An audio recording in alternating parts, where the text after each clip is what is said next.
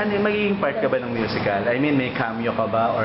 Cameo, tingnan natin. Alam mo kasi, hindi. Kaya ako sinasabi, wala pa surprise. Para mas maganda kasi nandun ka rin, di ba? Tingnan natin.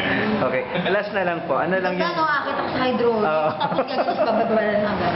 Ano lang daw yung feeling na pareho mo na yung ka-level mo na yung ages na nagkaroon ka rin ng musical, di ba? Mga po, idol ko yung ages actually.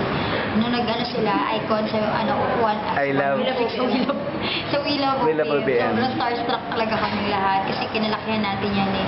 And para po sa malagmagawa ng musical, kasama nung sino po gumawa ng musical nila, sobrang laking karangalan po sa akin.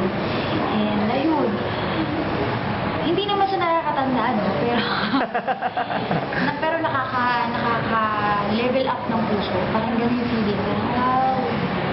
Yeah, I'm just curious, do you have a plans of getting into acting on stage? Alam pa nga, Musical. Musical? Do you have plans? Are you kung kakayanin, kasi totoo lang po sa Ate Cares, hindi nakikinig. Kung kakayanin po talaga ng schedule ko, baka po. you really want it? Gusto ko po, parang nandun na po ako sa ng life ko, na gusto ko naman mag-try talaga ng iba.